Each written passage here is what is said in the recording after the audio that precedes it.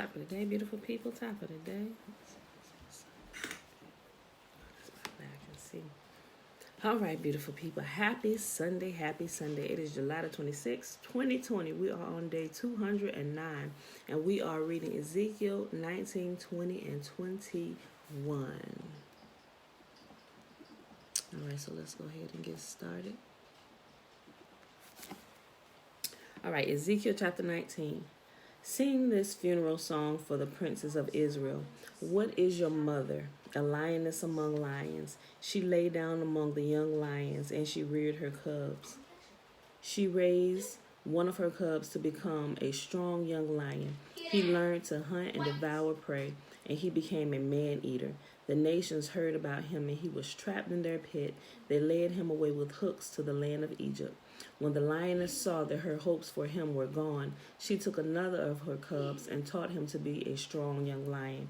He prowled among the other lions and stood out among them in his strength. Josh. Shh. He learned to hunt and devour prey, and he too became a man-eater. He demolished fortresses and destroyed their towns and cities. Their farms were desolate and their crops were destroyed. The land and its people trembled in fear when they heard him roar. Then the armies of the nations attacked him, surrounding him from every direction. They threw a net over him and captured him in their pit. With hooks, they dragged him into a cage and brought him before the king of Babylon. They held him in captivity so his voice could never again be heard on the mountains of Israel. Your mother was like a vine planted by the water's edge. It had lush green foliage because of the abundant water. Its branches became strong enough to be a ruler's scepter. It grew very tall, towering above all others. It stood out because of its height and its many lush branches, but the vine was uprooted in fury and thrown down to the ground. The desert wind dried up its fruits and tore off its strong branches so that it withered and was destroyed by fire. Now the vine is transplanted to the wilderness where the ground is hard and dry. The fire has burst out from its branches and devoured its fruit. Its remaining limbs are not strong enough to be a ruler's scepter. This is a funeral song, and it will be used in a funeral. I don't know, Tiffany. You know, Facebook be acting crazy sometimes, not getting people the notifications. Okay, Ezekiel chapter 20. On August 14th, during the 7th year of King Jehoiachin's captivity, some of the leaders of Israel came to request a message from Yahuwah. They sat down in front of me to wait for his reply. Then this message came to me from Yahuwah. Son of man, tell the leaders of Israel, this is what Yahuwah says. How dare you come to ask me for a message? As surely as I live, says Yahuwah, I will tell you nothing. He pissed with them. Son of man, bring charges against them and condemn them. Make them realize how detestable their sins of their ancestors really were. Give them this message from Yahuwah. When I chose Israel, when I revealed myself to the descendants of Jacob and Israel, I took a solemn oath that I, Yahuwah, would be their God. I took a solemn oath that day that I would bring them out of Egypt to a land I had discovered and explored for them, a good land, a land flowing with milk and honey, the best of all lands anywhere. Then I said to them, each of you, get rid of the vile images you are so obsessed with. Do not defile yourselves with the idols of Egypt, for I am Yahuwah, your God. But they rebelled against me and would not listen. They did not get rid of their vile images they were obsessed with, or forsake the idols of Egypt. Then I threatened to pour out my fury on them to satisfy my anger while they were still in Egypt, but I didn't do it, for I acted to protect the honor of my name. I would not allow shame to be brought on my name among the surrounding nations who saw me reveal myself, bringing the Israelites out of Egypt. So I brought them out of Egypt and led them into the wilderness. There I gave them my decrees and regulations so that they would find life by keeping them. You see that? Yahuwah's law, statutes, and commands, his decrees give us life. Which we know that those who are keeping it realize that that's the true source of life. It is true counsel, it's true guidance, and it manifests itself in our life here today by keeping those things. But if you don't keep them, you would never know that. You would never know how much of a wellspring Yahuwah's law, statutes, and his commands are. It is truly life given to us. It truly is. But I didn't do it, for I acted to protect the honor of my name. I would not allow shame to be brought on my name among the surrounding nations who saw me reveal myself by bringing the Israelites out of Egypt. So I brought them out of Egypt and led them into the wilderness. There I gave them my decrees and regulations so that they could find life by keeping them. And I gave them my Sabbath days of rest as a sign between them and me. It was to remind them that I am Yahuwah, who had set them apart to be holy. But the people of Israel rebelled against me, and they refused to obey my decrees there in the wilderness. They wouldn't obey my regulations, even though obedience would have given them life. Even though obedience would have given them life. They also violated my Sabbath days, so I threatened to pour out my fury upon them, and I made plans to utterly consume them in the wilderness. But again, I held back in order to protect the honor of my name before the nations who had seen my power in bringing Israel out of Egypt. But I took a solemn oath against them in the wilderness. I swore I would not bring them into the land I had given them, a land flowing with milk and honey, the most beautiful place on the earth. For they had rejected my regulations, refused to follow my decrees, and violated my Sabbath days. Their hearts were given to their idols. Nevertheless, I took pity on them and held back from destroying them in the wilderness. Then I warned their children not to follow in their parents' footsteps, defiling themselves with their idols. I am Yahuwah, your God, I told them. Follow my decrees and pay attention to my regulations and keep my Sabbath days holy, for they are a sign to remind you that I am Yahuwah, your God. But their children too rebelled against me. They refused to keep my decrees and follow my regulations, even though obedience would have given them life. Yes, that's the NLT, Tiffany. And they also violated my Sabbath days. So again, I threatened to pour out my fury on them in the wilderness. Nevertheless, I withdrew my judgment against them to protect the honor of my name before the nations that had seen my power in bringing them out of Egypt. But I took a solemn oath against them in the wilderness. I swore I would scatter them among all the nations because they did not obey my regulations. They scorned my decrees by violating my Sabbath days and longing for the idols of their ancestors. I gave them over to worthless decrees and regulations that would not lead to life.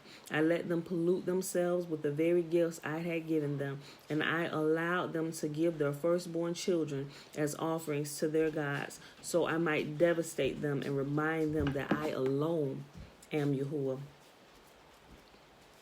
Therefore, Son of Man, give the people of Israel this message from Yahuwah. Yes. I put in. Okay, give me a second, Tootie. Go upstairs. Therefore, Son of Man, give the people of Israel this message from Yahuwah. Your ancestors continued to blaspheme and betray me, for when I brought them into the land I had promised them, they offered sacrifices on every hill and under every green tree they saw. They roused my fury as they offered up sacrifices to their gods. They brought their perfumes and incense and poured out their liquid offerings to them. I said to them, what is this high place where you are going? This kind of pagan shrine has been called Bama, high place, ever since. Therefore, give the people of Israel this message from Yahuwah. Do you plan to pollute yourselves just as your ancestors did? Do you intend to keep prostituting yourselves by worshiping vile images? For when you offer gifts to them and give your little children to be burned as sacrifices, you continue to pollute yourselves with idols this day. Should I allow you to ask for a message from me, O people of Israel? As surely as I live, says Yahuwah, I will tell you nothing. You say, we want to be like the nations around us who serve idols of wood and stone. But what you have in mind will never happen. As surely as I live, says Yahuwah, I will rule over you with an iron fist, in great anger and with awesome power. And in anger I will reach out with my strong hand and powerful arm and bring you back from the lands where you are scattered. I will bring you into the wilderness of the nations, and there I will judge you face to face.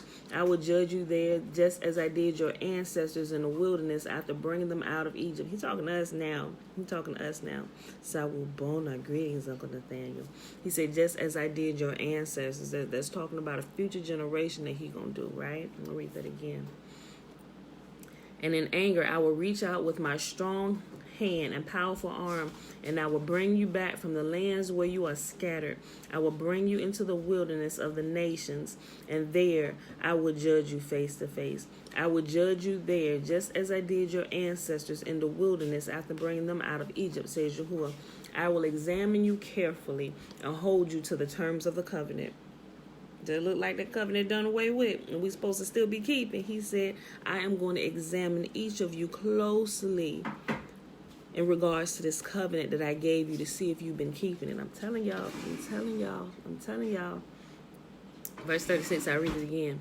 I will judge you there, just as I did your ancestors in the wilderness after bringing them out of Egypt, says Yahuwah. I will examine you carefully and hold you to the terms of the covenant. I will purge you of all those who rebel and revolt against me. He said he's going to purge out the rebel when we get into the wilderness. If you ain't keeping his law, the very thing that gives us life, he says you got to go. I'm going to purge you, all you rebels. Verse 38, I will purge you of all those who rebel and revolt against me. I will bring them out of the countries where they are in exile, but they will never enter into the land of Israel. Then you will know that I am Yahuwah. As for you, no, get the one out of the refrigerator. It's an open one. Take the keys. I put some pineapples in there. As for you, O people of Israel, this is what Yahuwah says. Go right ahead and worship your idols. But sooner or later, you will obey me, and you will stop bringing shame on my holy name by worshiping idols. For on my holy mountain, the great mountain of Israel, says Yahuwah, the people of Israel will someday worship me, and I will accept them. He's talking about us, y'all. He's talking about us. At least I counted in that number.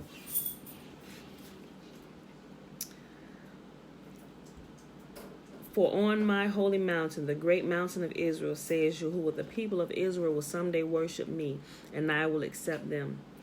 There I will require that you bring me all your offerings and choice gifts and sacrifices.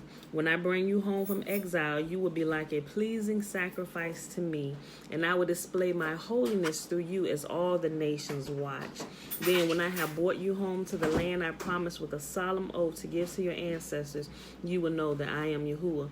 You will look back on all the ways you defiled yourselves, and you will hate yourselves because of the evil you have done. You will know that I am Yahuwah. O people of Israel, when I have honored my name by treating you mercifully in spite of your wickedness, I, Yahuwah, have spoken. Then this message came to me from Yahuwah. Son of man, turn and face the south and speak out against it. Prophesy against the brushlands of the Negev. Tell the southern wilderness, this is what Yahuwah says. Hear the word of Yahuwah. I will set you on fire, and every tree, both green and dry, will be burned. The terrible flames will not be quenched and will scorch everything from south to north. And everyone in the world will see that I, Yahuwah, have set this fire. I will not be put out. Then I said, Oh, Yahuwah, they are saying to me, he only talks in riddles. Last chapter for today, Ezekiel chapter 21. Then this message came to me from Yahuwah. Son of man, turn and face Jerusalem and prophesy against Israel and her sanctuaries. Tell her, this is what Yahuwah says. I am your enemy, O Israel, and I am about to unsheath my sword to destroy your people, the righteous and the wicked alike. Yes, I will cut off both the righteous and the wicked. I will draw my sword against everyone in the land from the south to the north. All right, okay. Everyone in the world will know that I am Yahuwah. My sword is in my hand, and it will not return to its sheath until its work is finished. Son of man, groan before the people. Groan before them with bitter anguish and a broken heart.